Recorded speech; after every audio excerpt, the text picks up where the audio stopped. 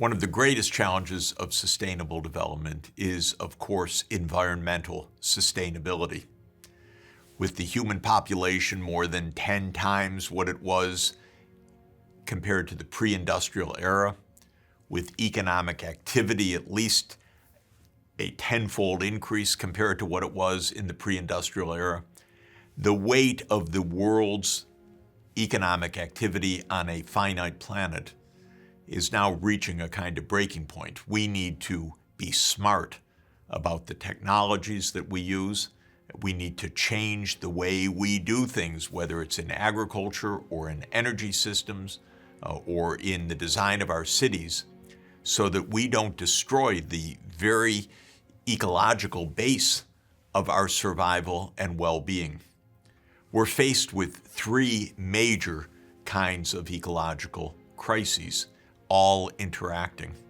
The first is human-induced climate change. The second is the destruction of biodiversity on the planet. And the third is the massive pollution, such as the plastics wastes or the chemical pollutants that we are putting into the air, into the soils, and into our waterways and into the oceans. So a triple crisis of human-induced climate change, destruction of biodiversity, and mega pollution. The climate crisis, of course, comes from the fact that humans emit several kinds of molecules into the atmosphere that have the property of warming the planet. These are the greenhouse gases. They include carbon dioxide, methane, nitrous oxide, and some other industrial chemical products such as hydrofluorocarbons. The common characteristic of all of these greenhouse gases is that they warm the planet by absorbing infrared radiation that is generated by a warm Earth and that would normally go into space, but instead is trapped by this blanket, as it were, of greenhouse gases in our atmosphere, and thereby the heat, the infrared radiation, is also trapped and Earth is warming. The most important of these greenhouse gases is carbon dioxide. Carbon dioxide is emitted by the burning of fossil fuels, coal, oil, and natural gas. Carbon dioxide is also emitted by chopping down trees because the carbon in the vegetation, in the trees, is then released into the atmosphere as carbon dioxide. Well, the greatest breakthrough of the beginning of the sixth age of industrialization, James Watt's steam engine, turned out also to have the side effect that it was the greatest source of CO2 emissions and human-induced global warming, because the steam engine opened up the fossil fuel age, the ability to tap vast amounts of primary energy trapped underground in the form of coal, petroleum, and natural gas.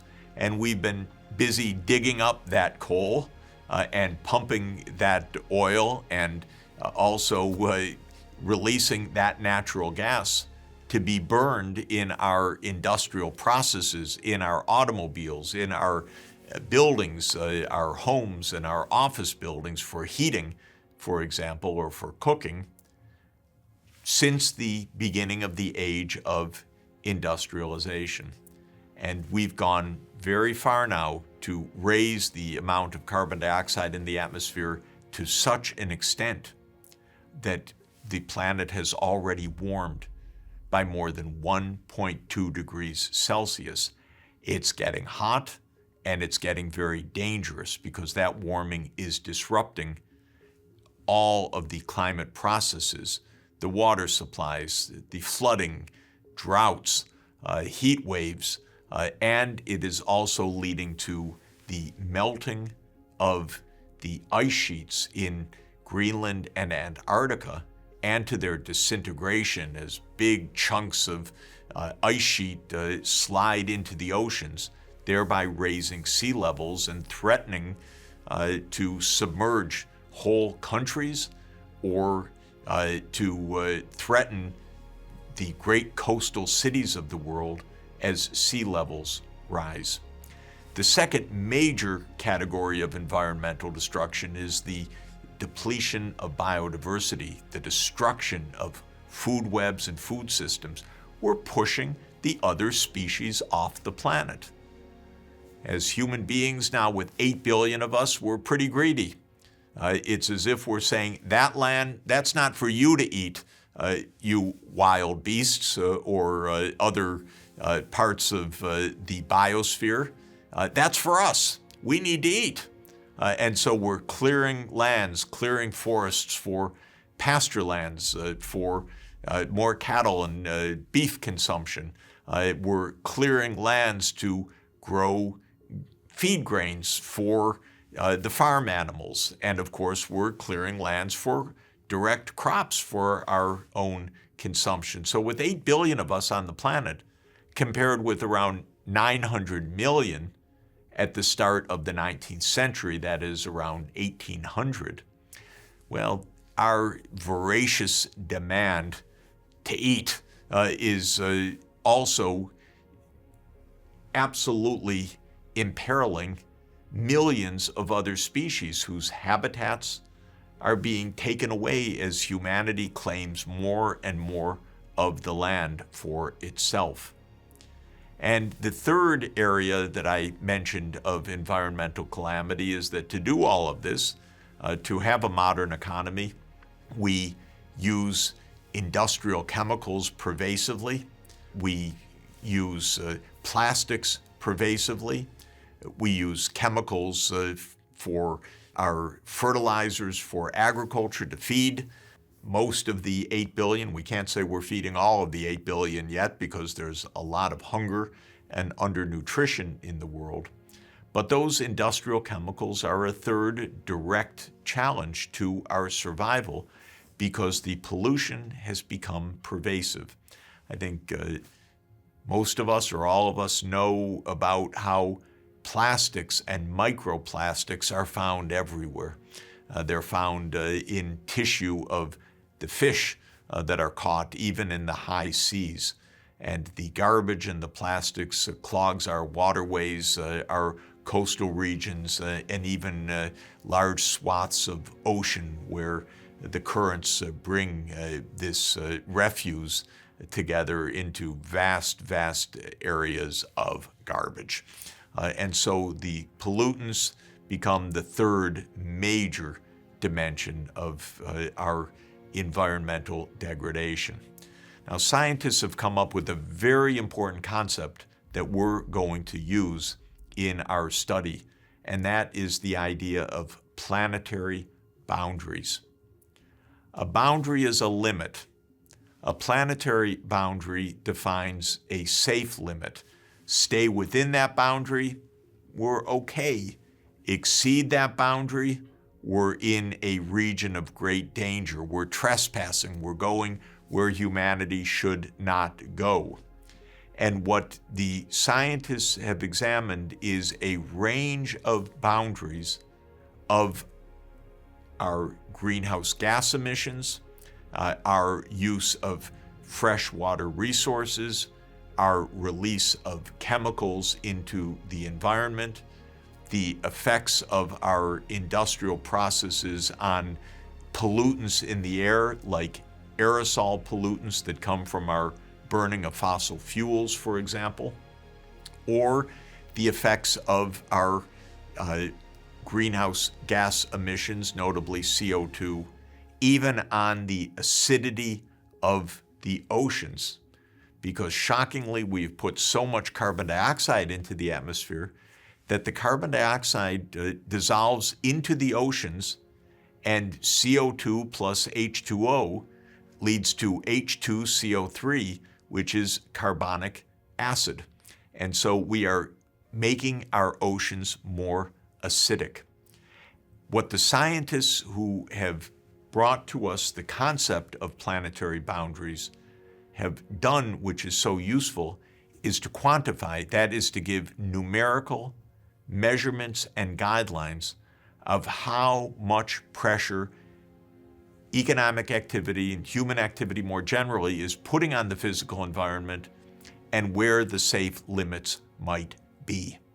When it comes to the greenhouse gas emissions, for example, it's pretty much a scientific consensus worldwide that we dare not go beyond 1.5 degrees Celsius warming, because if we do, we could trigger many disastrous, irreversible, cascading consequences, so-called feedback effects, that make the warming that we've induced even more aggravated or multiplied or even going out of control.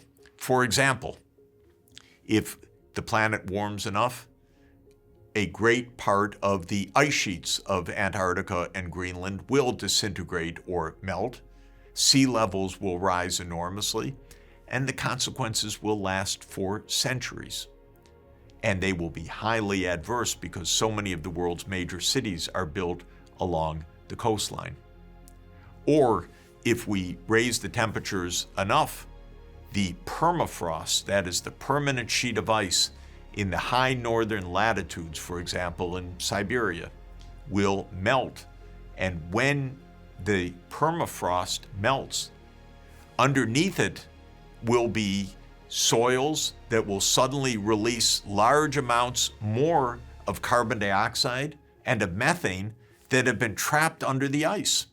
So by melting the ice, we could have a big pulse of more CO2 and methane, the combination of which could give a big increased further impulse into warming. So we're at the threshold of great feedback effects that are extremely dangerous. That's why the scientists are saying, you have boundaries. Do not trespass these limits. And when we examine closely the planetary boundaries, we're going to look at those boundaries with regard to climate change, with regard to biodiversity, with regard to our access and use of fresh water, with regard to the fluxes or flows, that is, of nitrogen and phosphorus as a result of our heavy use of fertilizers and our heavy use of chemicals for other purposes. We're going to look at the planetary boundaries regarding the acidification of the oceans, because if the oceans become too acidic, that will kill a huge amount of marine life. It will kill corals. It will kill other marine life that we depend on for our sustenance and for our safety.